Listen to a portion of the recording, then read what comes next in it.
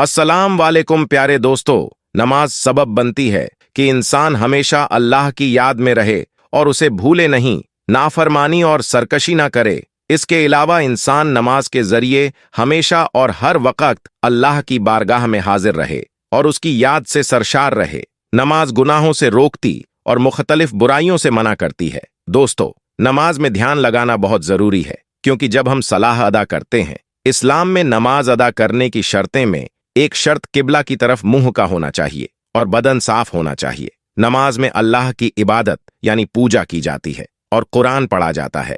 नमाज के जरिए ही अल्लाह पाक से अपनी गुनाहों की माफी मांगी जाती है। इसके अलावा नमाज के अंदर कई तरह की पोजीशन होती है जो मन को शांति देने के साथ साथ कई तरह के शारीरिक लाभ भी देती हैं। इसे पढ़ने से पहले साफ सुथरे कपड़े पहनकर हाथ, मुंह व पैर धुल लिया जाता है। इसके बाद ही नमाज पढ़नी चाहिए। तो दोस्तों, आज आपको नमाज से जुड़ा ही एक वाकया बताने वाले हैं, तो आइए शुरू करते हैं। और लेकिन दोस्तों, वीडियो में आगे बढ़ने से पहले अगर आपने हमारे चैनल को सब्सक्राइब नहीं किया तो जल्दी सब्सक्राइब करें। तो जो आज वाक्य मैं आपको बताने वाला हूं, यह वाकया दिल्ली की एक लड़की का है। दिल्ली में एक लड़की रहा करती थी। वह निहायत ही नेक, बापर्दा और बाखला रोजा और नमाज की पाबंद थी। यह अल्लाह की नेक बंदी नमाज से इस कदर मोहब्बत करती थी कि जब भी यह अल्लाह की बारगाह में नमाज के लिए खड़ी हो जाती तो इसमें इतनी मग्न और डूब जाती थी कि इसे दुनिया और अपने इर्द गिर्द की कुछ भी परवाह और खबर नहीं रहती थी। वह रूहानियत के एहसास में डूबकर नमाज अदा करती थी। इस अल्लाह की नेक बंदी के अपने मोहल्ले और रिश्तेदारों से भी बहुत अच्छे ताल्लुकात थे। छोटी बच्चियों को कुरान पढ़ाती और इन्हें नमाज की तालीम देती। और अगर इस अल्लाह की नेक बंदी को नमाज और कुरान पढ़ाने के लिए मोहल्ले में किसी के घर भी बुलाया जाता तो यह वहां जाने में भी शर्म महसूस न करती थी।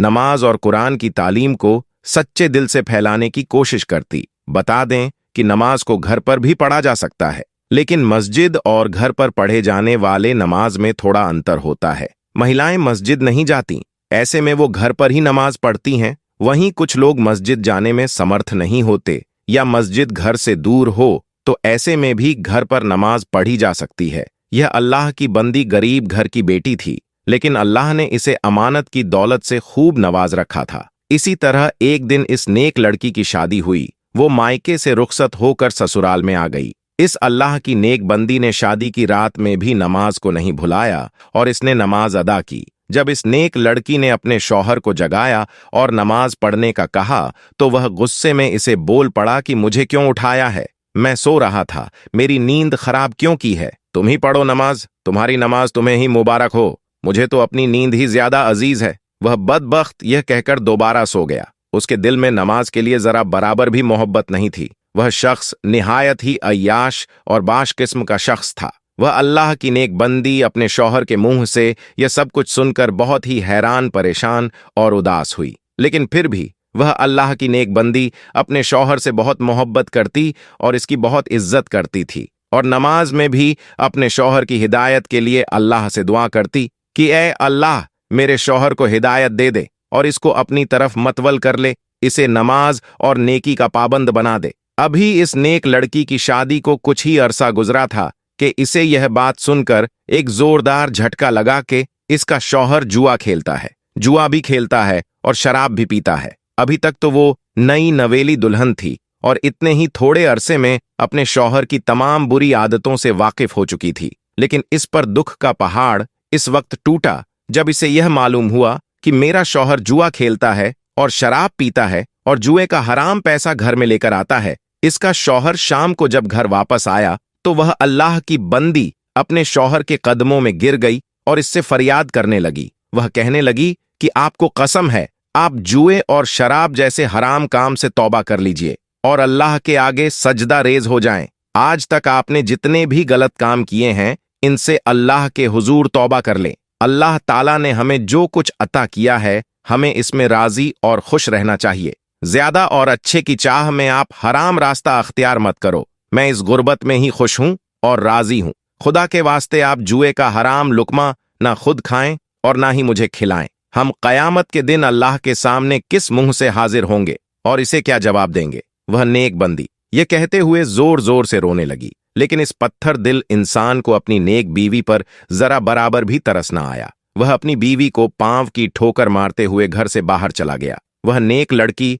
दिन रात नमाज में अल्लाह ताला से अपने शौहर की नरम दिल्ली और इसकी हिदायत की दुआएं करती, या अल्लाह मेरे शौहर के दिल में मेरे लिए मोहब्बत डाल दे, इसे तौबा करने की तौफीक अता फरमा दे। अब दिन ब दिन इस नेक लड़की की जिंदगी अजीर होती जा रही थी। इस गरीब लड़की के गरीब बाप ने अपनी बेटी की शादी पर अपनी जिंदगी भर की मेहनत से जो कुछ जमा पूंजी की थी, इससे कुछ जेवर बनाकर बेटी को देकर ससुराल रुखसत किया था। इस जालिम शौहर ने अपनी बीवी का वह जेवर भी न छोड़ा, इसे छीन कर ले गया और वह जेवर भी जुए में हार गया। लेकिन इस नेक बीवी ने इस पर भी सब्र किया और अल्लाह से यही दुआ करती रही कि अल्लाह मेरे शौहर को नेकी की हिदायत दे दे, इसके दिल में तेरी मोहब्बत और फर्मा बरदारी डाल दे। शौहर की पत्थर दिल्ली हराम कार्यों में 1 साल का अरसा गुजर गया। इस नेक लड़की को अल्लाह पाक ने बेटे जैसी नेमत से नवाजा। इस नेक मां ने जब अपने बच्चे का चेहरा देखा तो जैसे कि वह पुराने सभी गम भूल चुकी हो।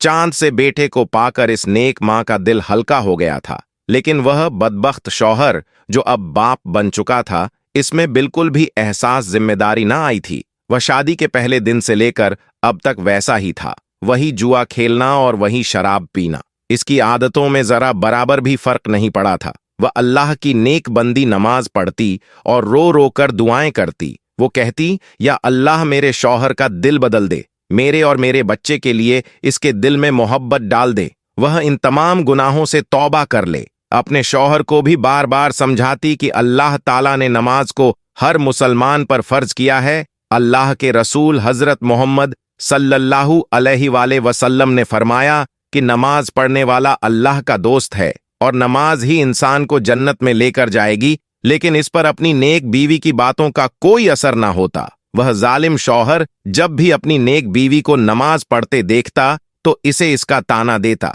वह कहता कि क्या फायदा तुम्हारी इस नमाज का, तुम्हारी नमाज ने, तुम्हारी दुआओं ने हमारे दिन तो कोई ना बदले, हम अमीर तो कोई ना हुए, तू यह नमाज क्यों पढ़ती है? नमाज से ना तो गुर्बत दूर होती है और ना ही दिन बदलते हैं। वह शख्स यह कुफा जुमले बोलकर फिर शराब और जुआ खेलने के लिए घर से निकल जाता। अपने शौहर के दिल को चीर देने वाले यह अल्फाज सुनकर वह नेक बीवी तड़प कर रह जाती और अल्लाह की बारगाह में हाथ उठाकर इसकी हिदायत के लिए दुआ करती। गुर्बत शौहर की लापरवाही और इसकी बेरुखी में इसी तरह 3 साल का अरसा गुजर गया। अब इसका बेटा बड़ा हो गया था, 3 साल का हो गया था, चलने फिरने लगा था और अपने शराबी बाप को बाबा बाबा कहकर पुकारने लगा था। लेकिन वह बदबख्त बाप तो हर वक्त ही शराब के नशे में धुत रहता था। जैसे ही कुछ होश में आता तो अपनी नेक बीवी को नमाज पढ़ने के ताने देता। इसे ना तो घर की कुछ परवाह थी और ना ही घर में रहने वालों की। इसी तरह एक दिन हस्बे मामूल वह नेक औरत सुबह फजर की नमाज पढ़ने के लिए उठी, सहन में आई और तंदूर में लकड़ियां डाल दी, इसमें आग लगा दी। आग भड़कने लगी तो इसने सोचा कि मैं तब तक फजर की नमाज अदा कर लेती हूँ। वह वजू खाने में जाती है, वजू करती है, नमाज बिछाई और उस पर खड़ी होकर नियत बांध ली और अल्लाह की इबादत में मसरूफ हो गई। वह नेक बंदी नमाज में मग्न हो गई। वह अब भी नमाज अदा कर ही रही थी कि इतने में इसका लाडला बेटा रोता हुआ कमरे से बाहर सहन में आ गया। इसकी नेक मां नमाज में इस कदर मशगूल थी कि इसके कानों में अपने बच्चे की आवाज ही ना पड़ी। वह मासूम बच्चा रोता हुआ सहन तक आ गया। इसकी नेक मां नमाज में इस कदर मशगूल थी कि इसको होश ही न थी कि मेरा बेटा रोता हुआ तंदूर की तरफ बढ़ रहा है। वह बच्चा मां को ढूंढता हुआ जैसे ही सहन में आया तो इसने जलती हुई आग की रोशनी देखी और बच्चा तो मासूम बच्चा ही होता है, आग को खेलने की चीज समझ बैठा और तंदूर की तरफ बढ़ने लगा। यहां पर इसकी मां नमाज पढ़ रही थी और वहां पर इसका लाडला बेटा आग को पकड़ते हुए जलते हुए तंदूर में जा गिरा। वह मासूम बच्चा जलते हुए तंदूर में चीखो पुकार करने लगा। लेकिन इसकी मां, जो कि नमाज में इस कदर मसरूफ थी कि इसके कान में बच्चे की एक चीख तक ना सुनाई दी, वह मासूम बच्चा इस कदर तकलीफ और कर्ब से चिल्ला रहा था कि इसकी चीख की आवाज सुनकर इसका सोया हुआ बाप कमरे से बाहर सहन में आ गया। जब बाप ने मासूम बच्चे को तंदूर में जलते हुए देखा तो वह बाप भी तड़प कर रह गया। आखिरकार अपने खून को जलता देखकर इस बाप से भी ना रहा गया और जलते हुए तंदूर में इसने अपने दोनों हाथों की मदद से अपने बच्चे को खींचकर बाहर निकाल लिया। बच्चे को तंदूर से निकालते वक्त इसके बाप के दोनों हाथ बुरी तरह जल गए और चेहरा भी झुलस गया था। लेकिन अफसोस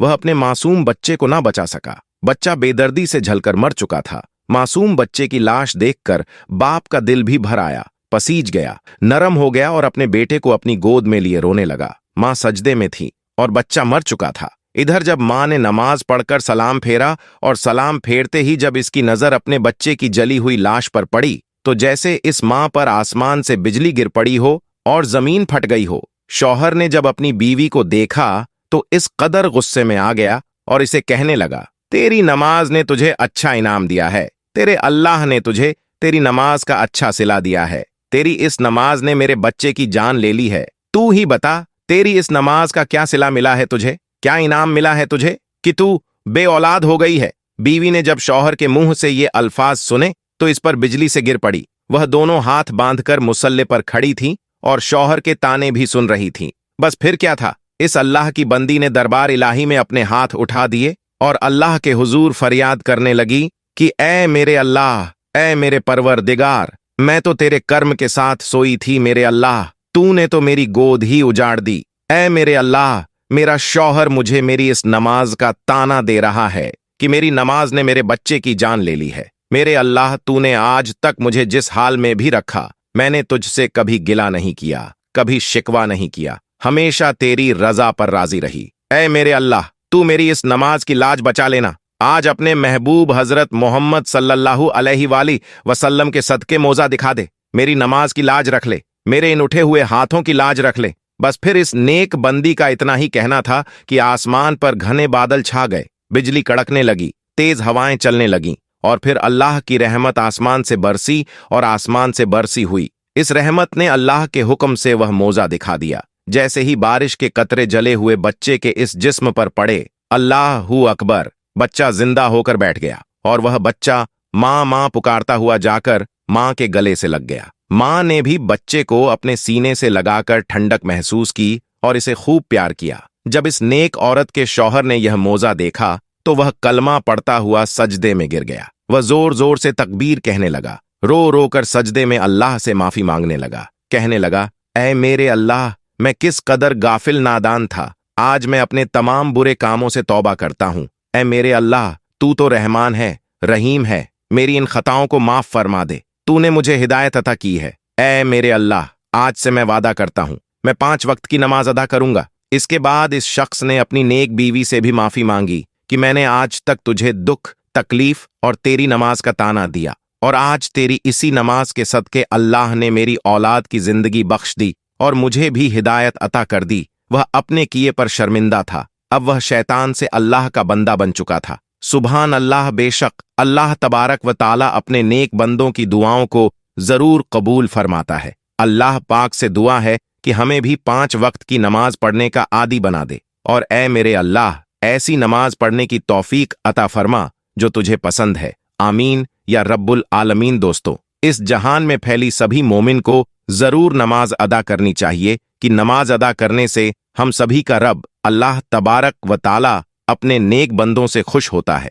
और दुनिया व आखिरत में अपने नेक बंदों का रास्ता आसान फरमाता है। ऐसे में 5 वक्त की नमाज समय से अदा करना बेहद जरूरी है, लेकिन इसका मतलब बिल्कुल भी नहीं है कि आप जल्दी जल्दी नमाज अदा करें। इससे सलाह में पढ़ी जाने वाली दुआओं का तर्जुमा बदल जाता है। नमाज पढ़ते हुए नमाजी कुछ दुआ पढ़ता है और कुरान शरीफ से कुछ तिलावत करता है, जिसमें फातिहा का पढ़ना आवश्यक है। इसके बाद अन्य सूरह कभी उच्च तथा कभी मध्यम स्वर से पढ़े जाते हैं। इसके बाद वह झुकता है, जिसे रुकू कहते हैं, फिर खड़ा होता है, जिसे कौमा कहते हैं, फिर सजदा में सर झुकाता है। कुछ क्षणों के बाद वह घुटनों के बल बैठता है और फिर सिजदा में सर झुकाता है, फिर कुछ देर के बाद खड़ा हो जाता है। इन सब कार्यों के बीच बीच वह छोटी छोटी दुआएं भी पढ़ता जाता है, जिनमें अल्लाह की प्रशंसा होती है। आज की वीडियो में बस इतना ही, और वीडियोस देखने के लिए चैनल को सब्सक्राइब करें ताकि आने वाली वीडियोस की अपडेट आपको मिलती रहे। इंशाअल्लाह जल्द मुलाकात होगी।